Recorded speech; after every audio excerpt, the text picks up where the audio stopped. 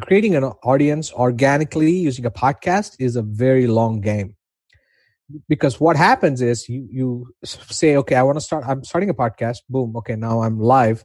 Okay, now what do I do? How do I get more listeners?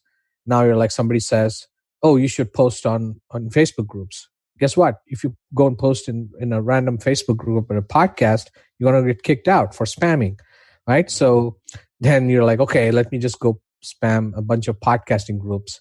So that is like promoting your podcast to other podcasters. Is like a dentist going to a dental conference and handing out cards about his dental service.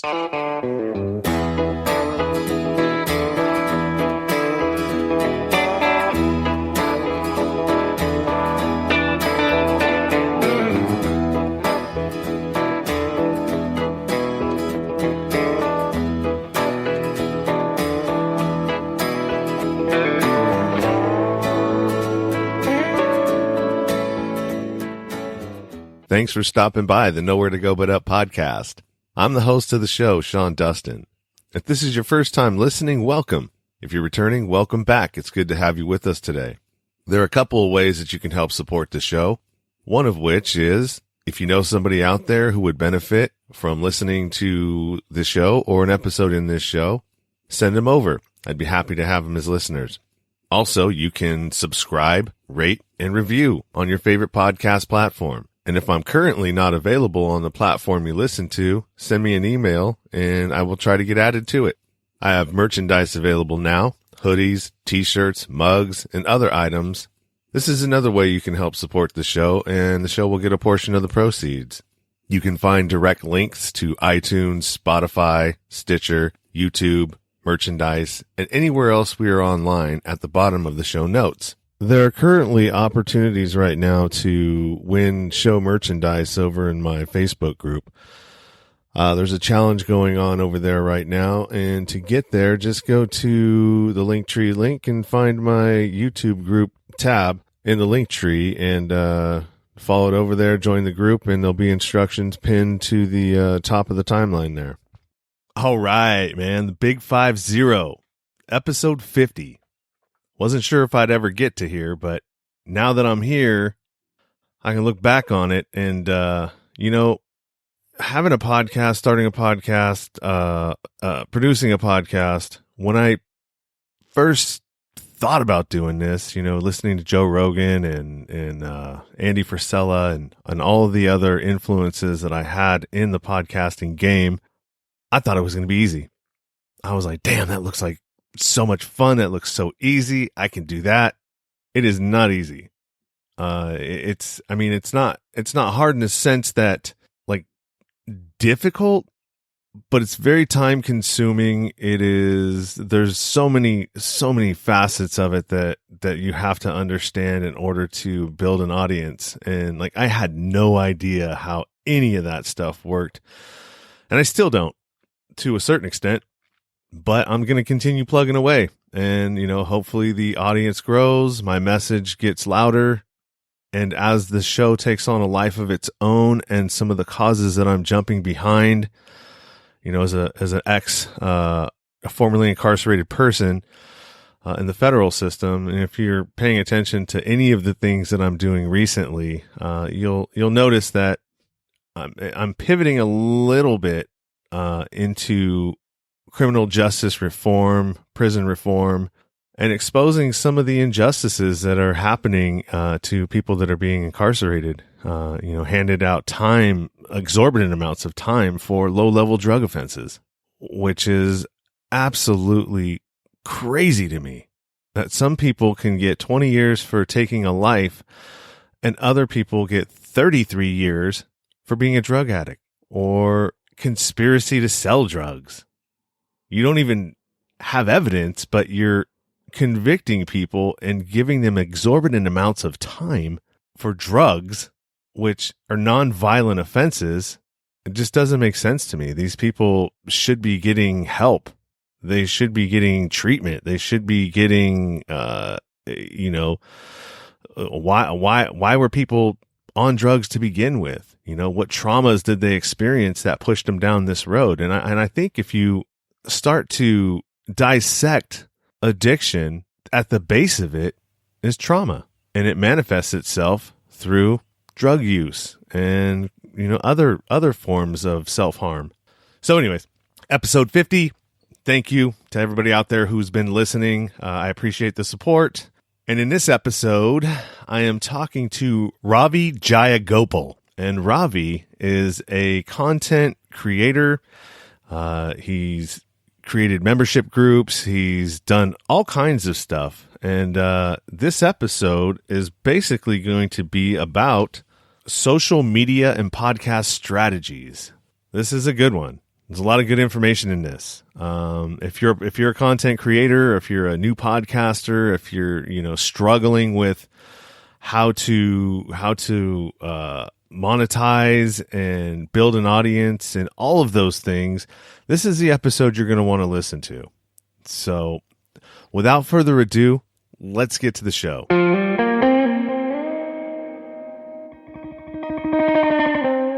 This is the Nowhere to Go But Up podcast, and I'm your host, Sean Dustin. Today, we are talking to Ravi Jayagopal, who is a full-time entrepreneur, 7-time author, speaker, podcaster, business coach, digital marketer, and also an amateur ventriloquist. Interesting. Ravi, how are you? Yeah, fantastic, Sean. How are you? Good. Thanks for stopping by today and giving me an hour of your time to get to know you. You answered a post on Facebook for a guest, and so yeah, why don't you go ahead and introduce yourself and tell my listeners or why you're here. Yeah, so I saw a post from you saying, if you have overcome some challenges and you have a story to tell, I would love to hear from you. My audience would love to hear from you. So I thought I have it's not the greatest of stories. It's nothing as inspiring as your background. So I can't honestly say, I came from nothing or no dramatic stuff like that. But I have had my fair share of challenges in my life. And as an immigrant coming to the U.S., in 2000, during the dot-com boom and then the dot-com bust and the 9/11 and a whole bunch of other stuff, right? And having to keep a job that I didn't particularly care about because I wanted to be an entrepreneur, but I had to go through several years of sticking to a job. It's not like I had to just have a job. I had to stick to the same job for about 5 years, which was incredibly hard, post 9/11. And it was a lot of things had to go my way, and I didn't give up. And so that's the kind of story I wanted to share with your audience today. I've got something to show you that is a perfect example of how to not give up.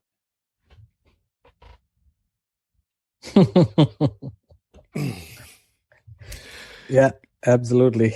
Yeah, I want to give a shout out to onit.com and Joe Rogan for putting me onto that shirt. Not personally, but I listened to his podcast, and so I went over to Onnit and I found this shirt, and fits me perfect because I've got an inner bitch, and he is a motherfucker.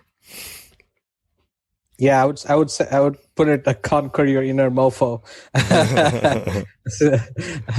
No offense to female dogs, but I prefer to call him a bad guy, right? So yeah. Sitting inside saying what you can and cannot do kind of stuff. But more than that, it was the circumstances that, growing up for me, I can't say I was poor or anything. We were, lower middle class, and I never had to go without food. I really didn't have the kind of struggles that, a lot of people would have in terms of coming from really poor backgrounds or broken family. I didn't have any of that.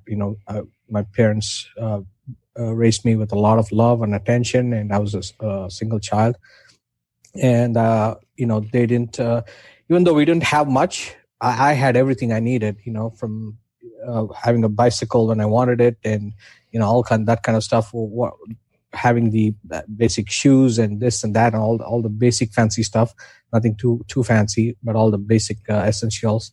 So for me, it was more circumstantial in more than the inner thing, because somehow I was, because my father was, he's no more, rest in peace. He was a film director and writer.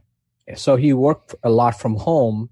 So it got ingrained into me from childhood that, I wanted to be like my father, right? Most boys would like to be like their father, especially if they're a good role model. And he was perfect. He didn't have any bad habits. He was there. He was loyal to my mom.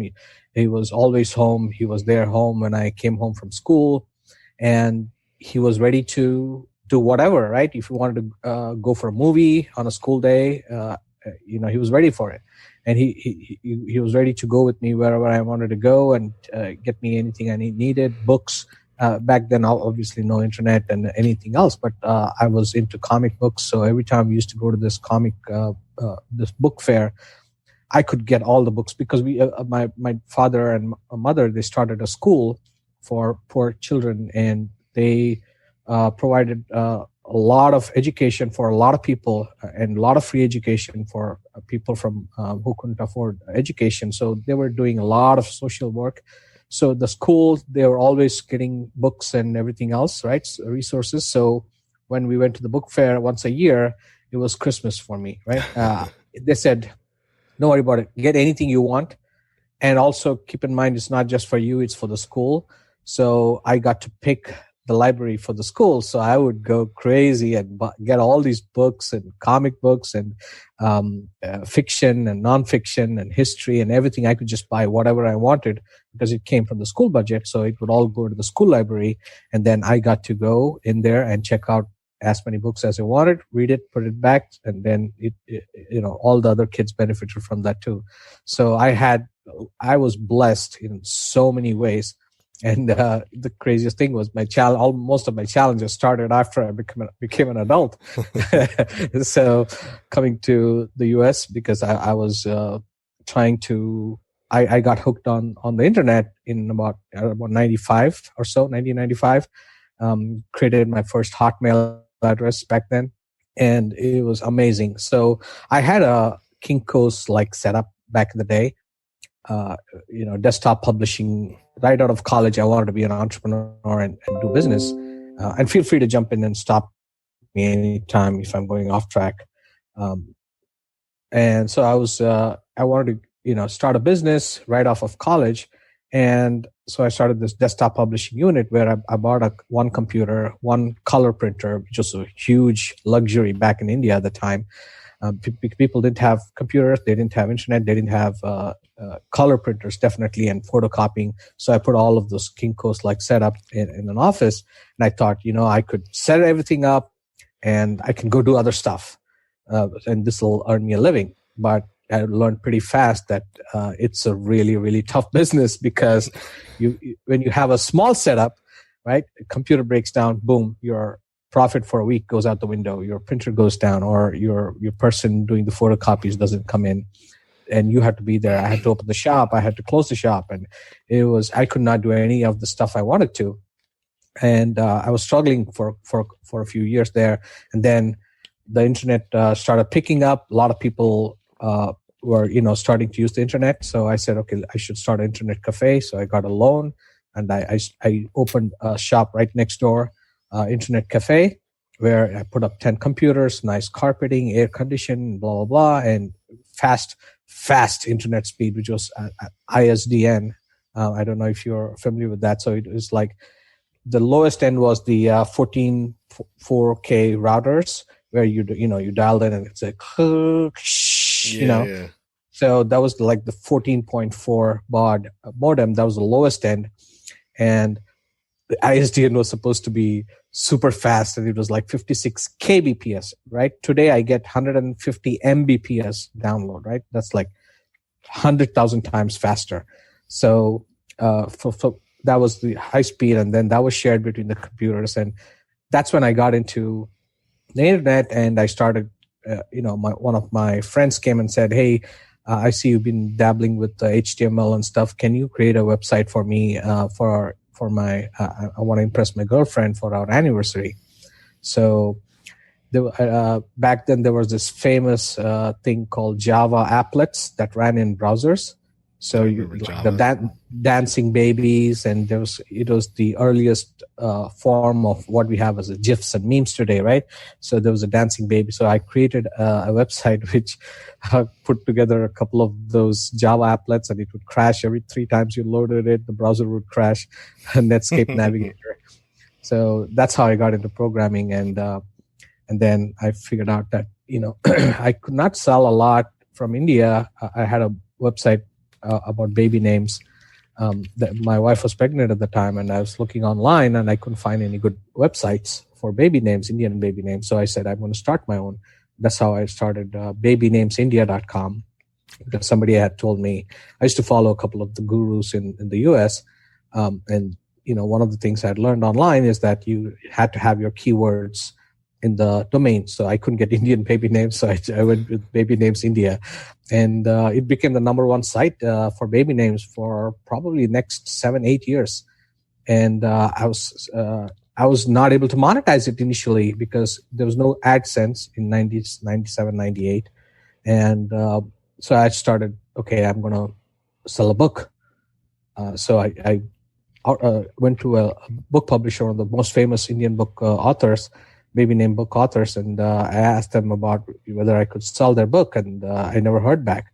So I said, you know what, I'm just going to buy it from the local store at a discount bookstore, and I'm going to ship it worldwide. And then it was one challenge after the other. I could not get a merchant account because merchant accounts in the US, they considered me a high risk living in India. So I was paying a $10 transaction fee per transaction. So if I sold a book for $2, my cost would be $12. What I would have to pay them $10 for that transaction, which means I had to charge enough for the book to cover the transaction fee and the shipping fees, which was like 5 times the cost of the book. Wow. So a $2 book in Indian rupees at the time I had to charge about $25, $26 to get it to somebody in the US or UK. And that's how, and then I said, this is not going to work out. I need to be where the action is. And I started figuring out how to get to the US. And luckily the .com boom was going on and they were hiring people, and I was good at programming. So that's how I got here. Wow, that's cool. Yeah, I did a lot of work when that .com boom was happening. I was in the construction industry. I mean, I'm still in it, but that was like right when I got in as an apprentice, and I was doing a lot of work down in the South Bay, in Bay Area, San Francisco, down in Silicon Valley, and doing stuff for Hewlett Packard there when they were starting to.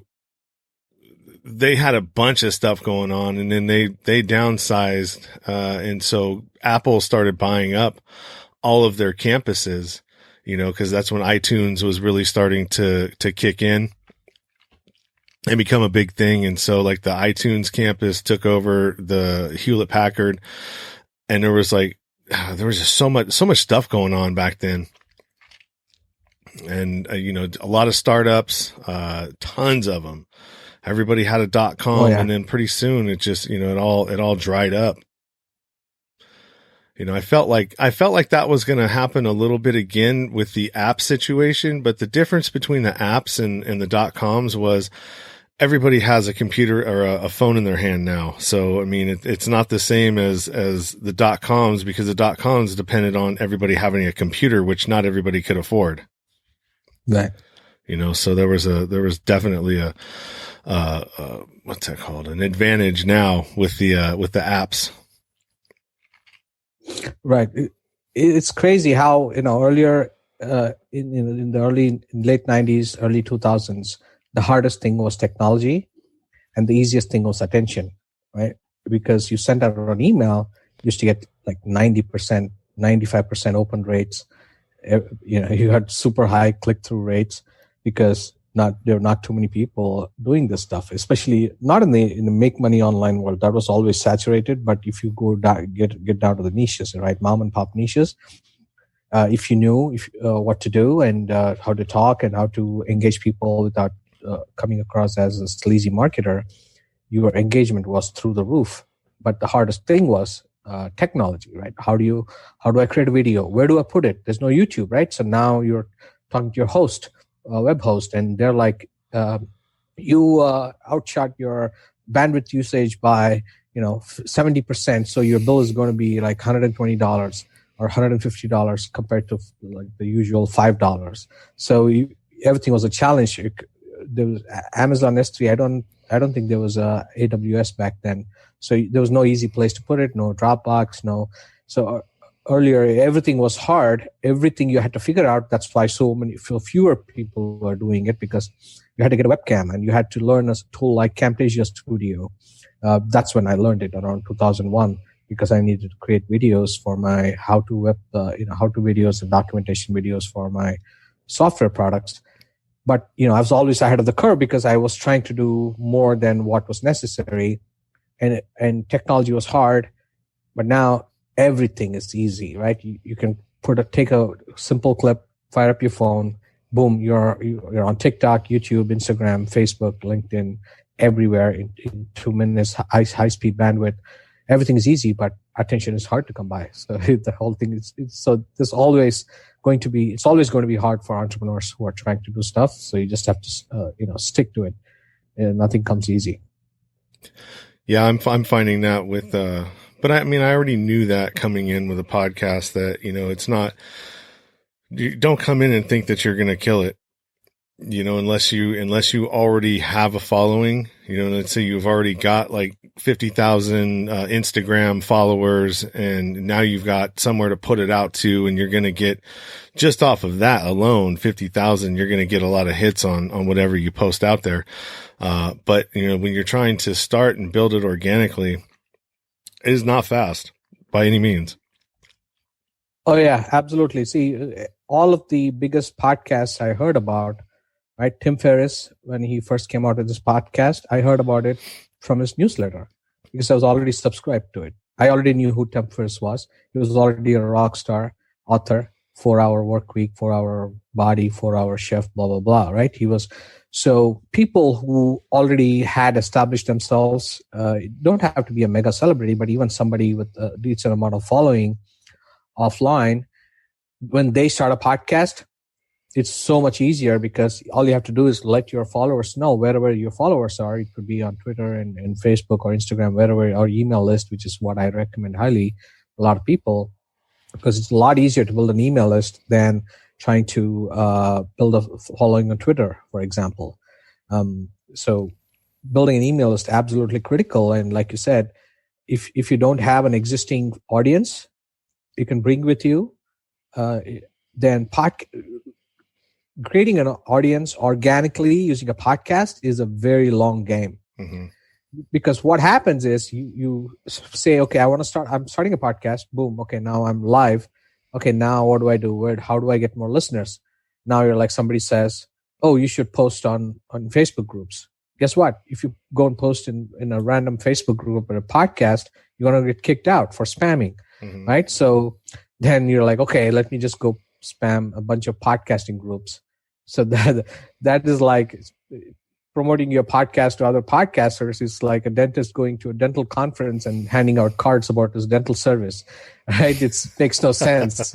you don't put. So that's what a lot of people doing. Echo chambers. They go to these low quality podcasting groups where everybody's just spamming the heck out of each other with podcasts. We all do that. I've done that too. I still do that, hoping to pick up a listener or two here or there. But those are all very super low impact activities and low efficiency activities because you're just in an echo chamber trying to get that one listener. That's not going to help. You need to know how to get 100 listeners, because at the end of the day, remember, not everybody who listens to your podcast is going to be interested in continuing to listen, right? They're not going to subscribe. So it's almost like the door-to-door salesman technique. How do you get the maximum people to give you a shot, and then some of those will accept your offer, right? Except without spamming. So you need to figure out what are the high impact activities where you can get your podcast in front of maximum number of users. So if you get your show in front of 1,000 listeners, then 1,000 people who see your link or your opportunity to click, out of that, 20% may actually click play, right? And so now you're down to 200 people out of the 1,000. Then within the 200 people, how many listen all the way through and how many actually like your show? Maybe out of the 200, maybe 30%, right? Now you're down to 60 people. And then out of those, how many people will go on to subscribe? You may be down to 10 people. So that's how you have to do the math, and the numbers have to be, so you have try to get in front of a bigger audience, and then hopefully they'll follow you because you're providing value, you're making their day better, you're teaching them or entertaining them or educating them, whatever it is. And so simply posting in podcasting groups is not going to help. And the only way to do that is to build your own audience. And podcasters, that's where we all struggle, because, okay, now I have a podcast, so I can't build an audience using just a podcast. I need another platform to bring audience to this one. So now I have to figure out how to start a Facebook group, right? Which means now I'm like, oh, okay, so how do I get people to my Facebook group? Or, okay, just go post on Twitter, but I have 4 followers, right? And then how do I get more followers? So you see how it goes from, I want more listeners, to now you're figuring out how to get Twitter followers. Now you're figuring out how to grow your Facebook group. Now you're figuring out how to grow your email list. So it goes all around. And podcasting is usually best, unless you have an existing audience, it is best served as a secondary content marketing platform to build deeper relationships with your existing audience, and not just to use it as a primary tool to go organically find you a new audience. Yeah, on your own, unless you're going on other people's podcasts. I actually wrote a Kindle book about this called the Podcast Promotion Report, and where I talk about all the I call it the Brilliant 5 Blah 95 technique. So most of the stuff you read about any topic online is the Blah 95, right? Post on social, post on Twitter, post on LinkedIn. You start an Instagram account, post about, take audiograms, post it here, post it. Those are all the Blah 95. Anybody can do that. But I also talk about, I always go into the Brilliant 5, which is the top 5% of anything you can do. So in my book, I wrote about that. And it's all about how to build a list and how to, I call it side door strategy. So you don't directly promote your podcast. Instead, even if you're advertising, it's a very tough thing to advertise a podcast, because people don't want to leave. They're scrolling through Facebook or whatever the platform is because they're bored. The last thing they want to do is click on a link and go and listen to a podcast, right? You have to make them aware. So the best way to do that is through other channels, which is take what is the best thing about your podcast and maybe create a freebie out of it, like a bonus report or a Kindle book or something else, right? Or a video course, a little mini course, or one video that shows them how to do something that's related to your podcast, and get them to your website, get their email in exchange for your free bonus. And now they're on your list, and now you make your podcast a part of the content marketing strategy to build a deeper relationship with them, and hopefully, they'll go on to subscribe and become a customer and so on. But just leading with the podcast is a very tough business model, just why you'll see a lot of podcasters, pod fading. They say the average podcast lasts 7 episodes or something like that, which is why Apple Podcasts has I think close to 1 million podcasts, but only 300,000 or so are active. The podcasting is a tough thing unless you're really passionate about your niche. You're passionate about spreading your message. That you can't talk. You have to be so passionate about something that you just can't shut up about it, right? Like me right now. So, you have to have the passion. You have to have the commitment. You have to be good at something, because nobody wants to listen to 2 guys in a basement, in their mom's basement, drinking beer and shooting the shit about whatever they feel like that day, right? It gets old really fast unless you're super entertaining and your personality is the show, not the content. So podcasting is tough, and you have to be very strategic in promoting it and creating it, of course. Now, would you suggest, because you're in those groups, how you've got these guys that are trying to hit you up from India, They'll get you, Oh, yeah. you know what I mean? It's flooded with those kind of guys. And since I'm a moderator of that group, podcasts, I see them coming in. And like every time I see somebody from either Bangladesh or India, Yeah. it's like I almost automatically know when I'm saying approve, because I don't not, if they follow the directions and they answer the questions, then I'm going to approve you. You're following the rules, even though I know what you're going in there to do. Right. Yeah. If I, I actually have an episode about a podcast at subscribeme.fm about why Facebook, you should build your community on your own website and not Facebook. So I'm not the biggest proponent of Facebook groups, unless, it's very heavily curated. Again, same thing, bringing your outside audience. If you see some of the biggest, podcast movement and all this, the big groups, they had an existing audience. They're bringing their people onto thing. It's people are not finding about podcast movement because of the Facebook group. It's the opposite. People know about podcast movement and all these big events and seminars and celebrities outside of podcasts, outside of Facebook groups, and then I want to be a part of this community, and then they join the Facebook group. So if your first goal is to get people to join your Facebook group and then get them to listen to this, that's too many hurdles, right? And it's a really tough thing to start like that. So when I still have a Facebook group that I occasionally post. I'm not too active. I have my forum on my website, and if I see somebody who has like 30, who's part of more than 30 groups, I automatically decline. A lot of these people who are trying to promote their services, not just podcasting, website creation and this and that, and you can see they're part of like 350 or 500 groups. And right away, nobody can reasonably be part of 300 groups and add value there. So yeah, you have to weed through a lot of the spam and clutter when you have a group. Yeah, I have one. I have a Facebook group. There's only not a lot of people, maybe like 160 people in there. I haven't really done a whole lot with it. I don't have a website, which is something that I probably need. Because Absolutely. Anybody that I'm sending anywhere, like I have merchandise now. So I went to TeePublic and did that, and I'm driving people to their website, and I'm getting a little bit of the commission on that traction. Yeah. But I mean, it's really something that I should be doing, bringing everybody to my site, my traffic, and, pushing it out from there. Yeah, absolutely. I'm a huge proponent of owning your platform.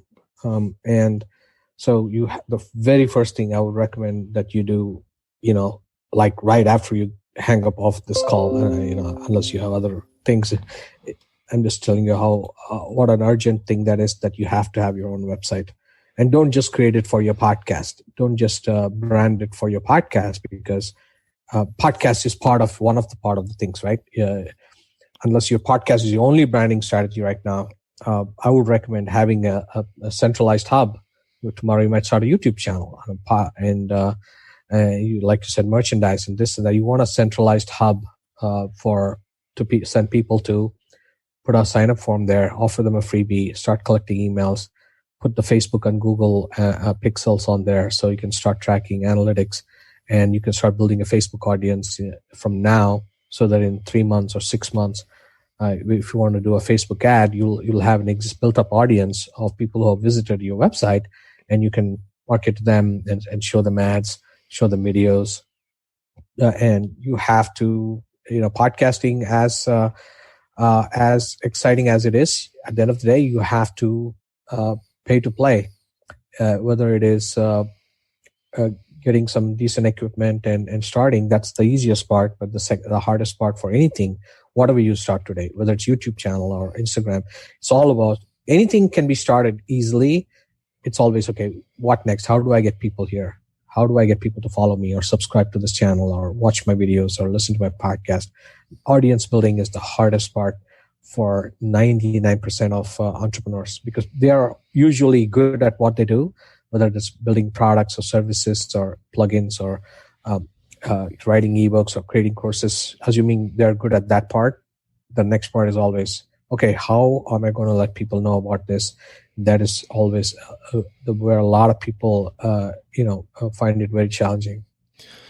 So what would you suggest? Like, I have a YouTube channel. I have all of these, everything that you should have social media wise. But I'm good at what I do, but I'm not good at the other parts. You know what I mean? I'm not good at social media. I'm not good at at collecting emails. Like, I've not collected one email in the whole year that I've been interacting with people. And I've talked to tons of people and emailed them back and forth, never collecting anything, never doing any of that. So, I mean, what would you suggest? Would you suggest that I put some money into having something? I don't know how to build a website. I mean, I know it's easy enough to go to Square, Right. and have a strategy. I mean, what would you suggest for somebody? I mean, cause I obviously, from the people that do listen to my podcast, and I don't ask my family or friends, I don't ask any of them their opinion, cause they're not going to give me the truth. I talk to, everybody that comes to my show or has listened to any of my episodes. A lot of them have said that, hey, you have something here. Your voice is easy to listen to. Your message is pretty good. I mean, you've come from, wherever you came from, you have a lot of knowledge and a lot of stuff to offer people. So, I mean, as far as like experience and, life experience and the such. So what would you suggest, and how would somebody who, is in my position would go forward, to try and acquire that?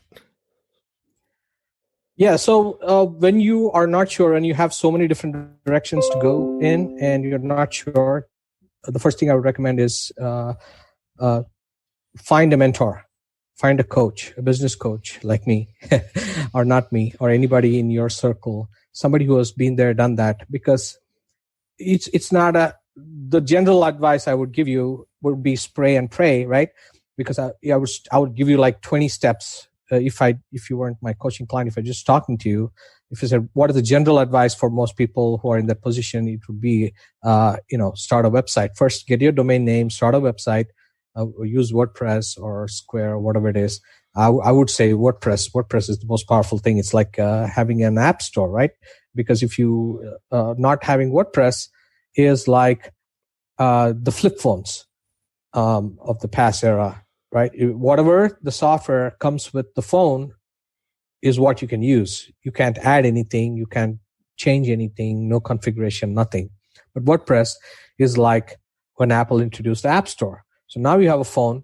You download apps that you need to use. So just like there's an app for that, there's a plugin for that in WordPress. So whether you want to do audio or video or whatever you can imagine, there's a plugin for that. And it's, you can customize your website just the way you want it. So I would say start with the WordPress site. And then again, you'll need to, if you were my business, if you were working with me as my client, I would say, okay, where are you right now? What are your assets? Where are your audiences? Where are you getting the most traction? And then I would tell you to start building an audience. And so that would depend on an interactive, session where you tell me, okay, you said you're not good at social media. So that means, you may not have an existing audience. That's probably what you mean by you're not good at it, right? Because social media is only as good as our audience, right? Because if you don't have an audience, then you feel like you're not good at it. Right? Is that correct? Yeah, low numbers. Instagram, I'm scratching 450 followers. I've had the hardest time on that one. Facebook, I have a lot of. I mean, it's very easy to get people to follow you on Facebook, to friend requests and stuff like that. Twitter, I don't understand Twitter at all. It seems to me like more of a political deal. So I don't know how to, like, every one of these apps or these social media platforms has a way to work it. Right. Especially, I'm a big fan of Twitter for learning and keeping tabs, especially when you are, when you want to be an expert in your field and you want to be at the cutting edge of stuff and you want to know what's going on. Twitter all these platforms for that matter, even TikTok, right? If you keep, so I'm a marketer at heart, and I'm a developer at heart, coder, who has eventually become good at marketing, and I'm a student of marketing, and I'm always trying to learn. And so any new platform comes, I usually try to check it out. Not all of them, but TikTok, I checked it out when it was getting big last year. And what I found is even TikTok, it curates your feed based on what you want it to be, right? If you keep liking silly 12-year-olds lip syncing videos all the time, it will serve up more silly 12-year-olds lip syncing videos, right? And those kind of videos. If you start liking business videos, you will start getting business, how to make money on. And if you start liking arts and crafts, you'll start get jewelry making, glass making, all this.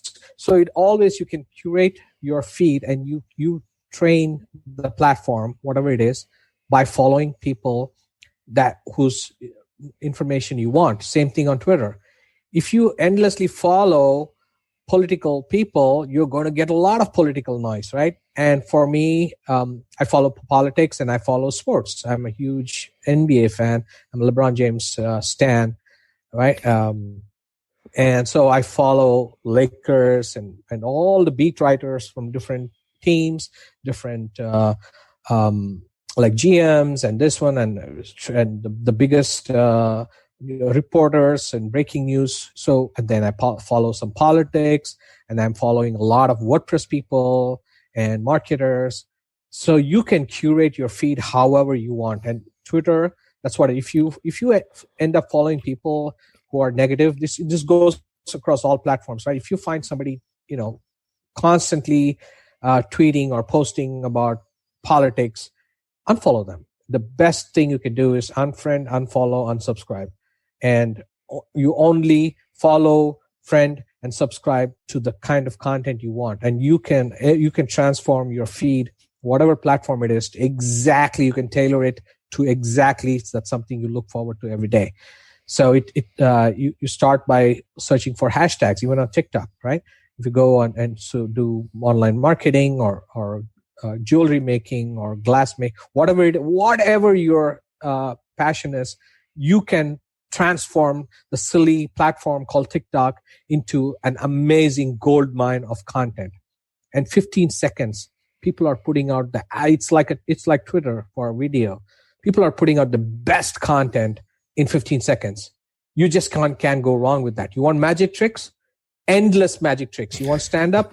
Endless stand up. You can curate. Obviously, you'll come across some funny. I have liked so many dog videos. I'm a dog guy.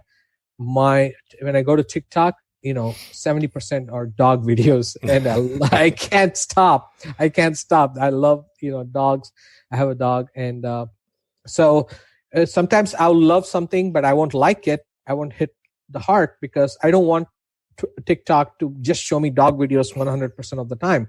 So you have to, if you're following certain hashtags, whether on Twitter or Facebook, same thing on Facebook too, you make friends with the people who think like you, who have strong opinions. Maybe they don't have to exactly be like you and think the exact same things, but if you want differing opinions, you follow different people, you friend them, you go to Facebook groups, you lurk, you follow. So all these platforms are absolutely 100% power is in your hands to curate your feed to the way. So block, unfollow, unsubscribe, unfriend anybody who makes you anxious or makes you pissed off or makes you upset or whatever it is, whether it's politics or sports. If I'm such a huge LeBron James fan that if I'm following somebody who's just hating him, for example, right? It's one thing to say LeBron is not good, blah blah blah. But if somebody's constantly hating on him, for example, I'll unfollow, right? I don't want to hear that. I don't need you to tell me that my opinion does not matter. And so you curate your feed, whether it's religion, sports, politics, how-to skills, and regular whatever day-to-day skills. You can curate your feed beautifully, and that's the key for yourself as a creator too. You got to cultivate your fans. 1,000 True Fans concept based by Kevin Kelly. In fact, I created a course about this last year.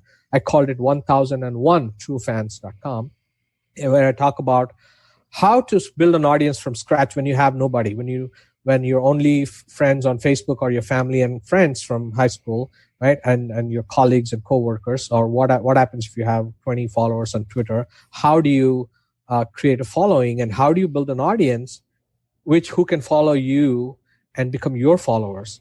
And that is about, content repurposing, putting out the exact content without worrying about, am I constantly pissing off people by putting out my content. You have to be passionate about it.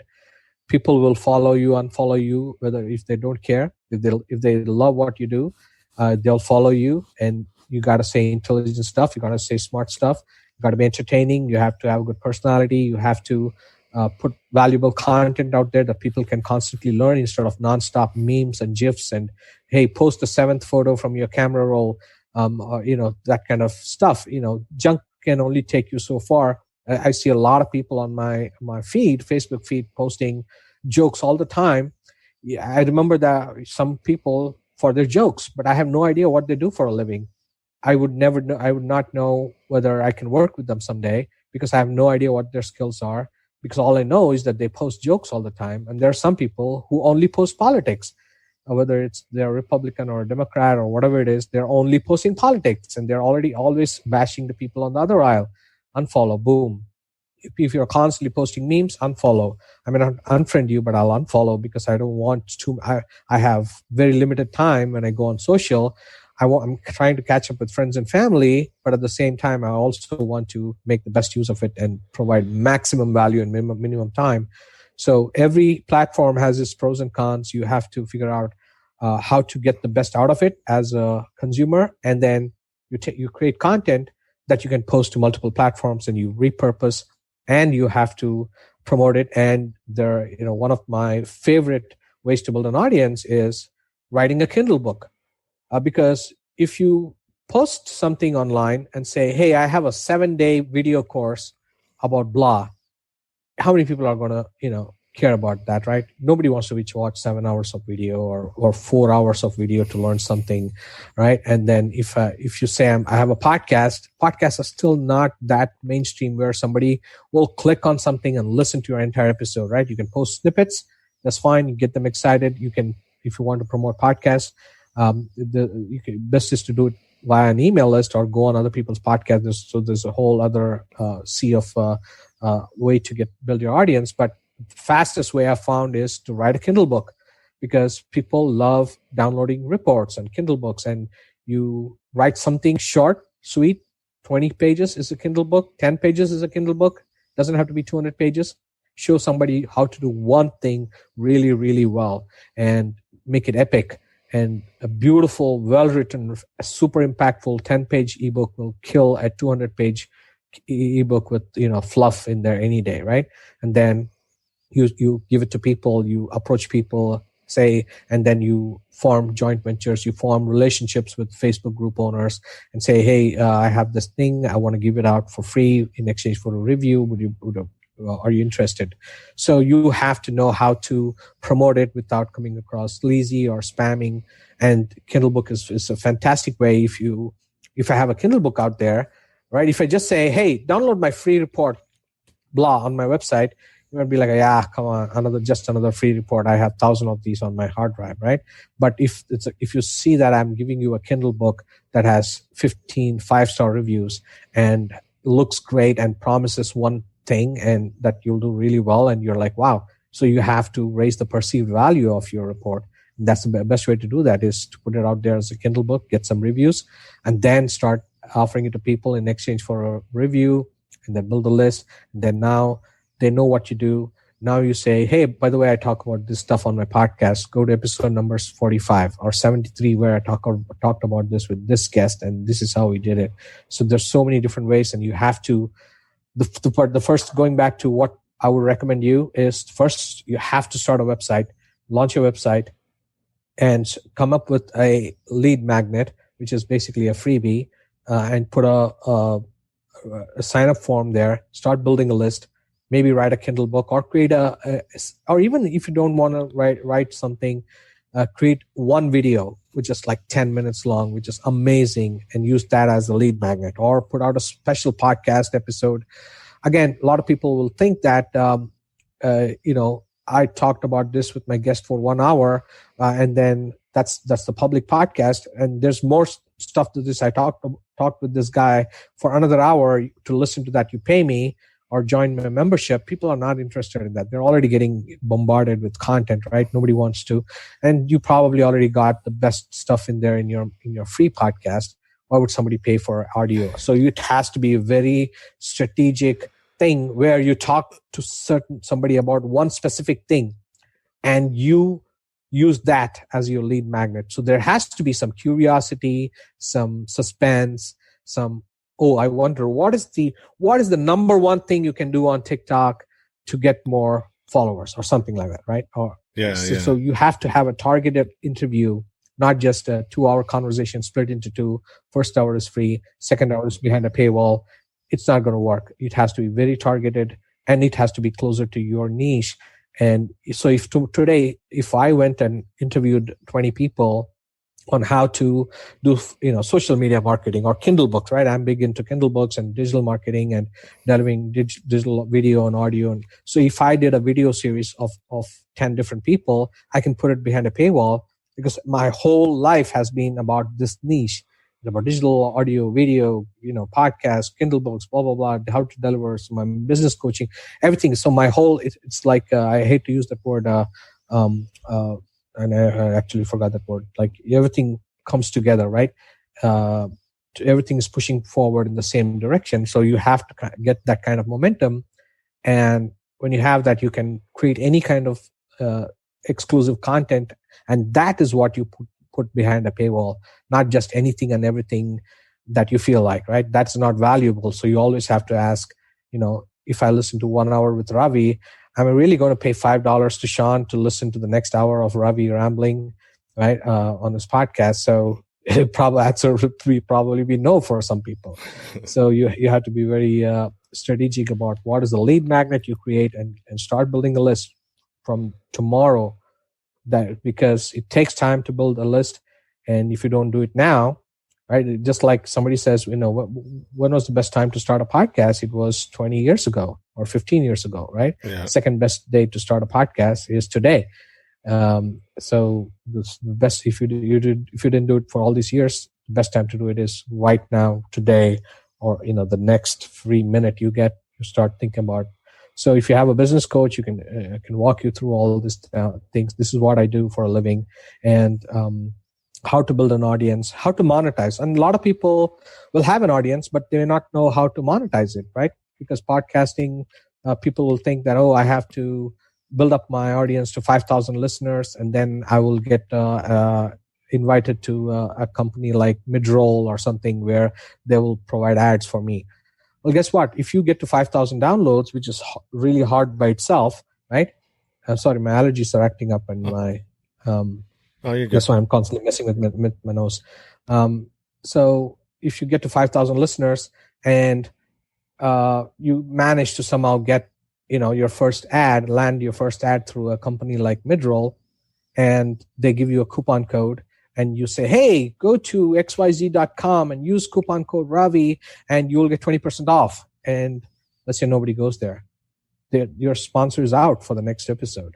So you slogged 3 years or 2 years to build up an audience to 5,000 listeners so you could get an ad, and your sponsor won't stay. So you have to create your own products and services. You can't depend on sponsorship. I always say, make money from your podcast. I make money because of your podcast, not just from your podcast. So use your content, your podcast as a content marketing tool, relationship building tool, and creating new doors where none existed before. And then you have to figure out how to, because all the other things, the merchandise, the charge keys, the Patreons, and all these things, it's fine. It'll get you to, so there are people, don't get me wrong, I'm not dismissing any of that. There are people who make a lot of money with those things. Some of them may even make a living with Patreon and other things.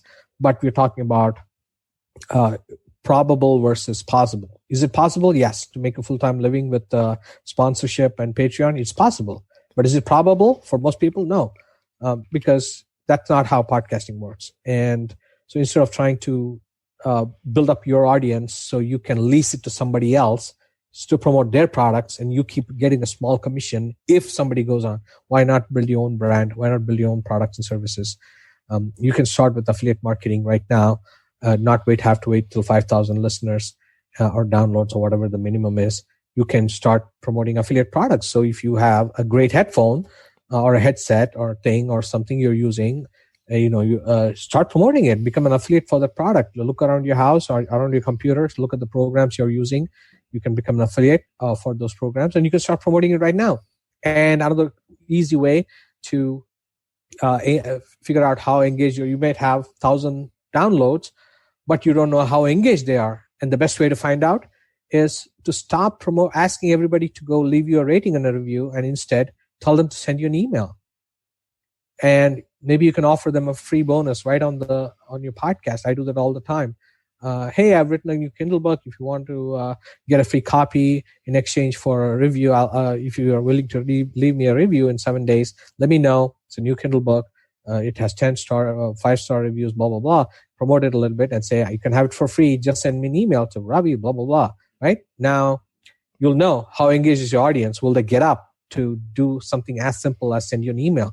Because if they won't send you an email, they're probably not going to buy from a coupon code you give them for something $50 or $100 or $200 or subscription, especially at times of like a pandemic like this going on.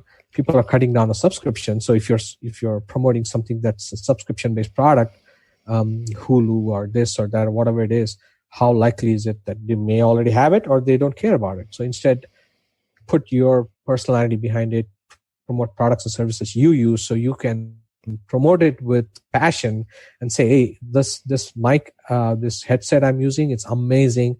And if you go here, you'll use this coupon code, you'll get this discount for free. Or send me an email and I have a new course, one video. It's not too long. It'll take you just 7 minutes to watch. And I show you exactly how to create a face mask or something like that, right? Something relevant, something urgent, something important. And I'll give it to you for free, no charge. Just send me an email to Sean at seandustin.com, right? So you can do that and build a list. And that's how you start building an audience. Well, that was a lot of information, a lot of good information too. And I'm running up on I got another one scheduled at 5, so we're gonna have to cut this one short because I'm pretty sure it could have went a lot longer. I'd love to pick your brain, and I definitely will be getting back in touch with you about some of those other options. So if you could actually just email me what your service is, and we can go from there. But what I would like you to do right now is just, shoot out anywhere, your social media, your podcast, anything you want, my listeners to be able to, find where they can find you. Sure. My website is subscribeme.fm, and that's the name of my podcast too, subscribeme.fm. So you can, on my website at the top, you can see a beautiful playlist where you can listen to all the episodes right there, or just search for subscribeme.fm as one word in your favorite podcast app, Spotify, wherever it is, and you'll find my show. I talk about digital marketing, membership sites, online courses, creating, delivering, and monetizing digital content like podcasting and audio, video, PDFs, membership sites. And at subscribeme.fm, you'll also find information about the 7 books I've written and my courses and my Digital Creators Academy and business coaching and everything else. And that's where you can contact me as well, or just send an email to Ravi, R-A-V as in Victor I, at subscribeme.fm.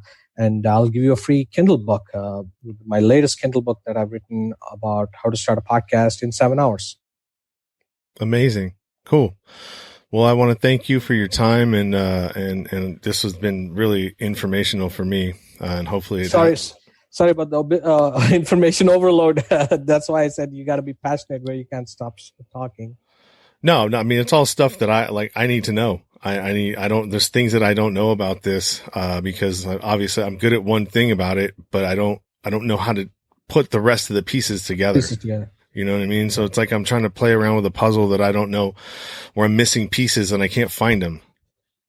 Mm-hmm. Yep. So yeah, I appreciate it. Thank you. Thank you for your time, and I'll be getting back to you, shortly. And I'll email you and we'll go from there. But I appreciate it. Thank you for having me on your show, Sean. I appreciate it. You're welcome, man. And have a good night, brother. You too. Take care. Bye-bye. All right, bye.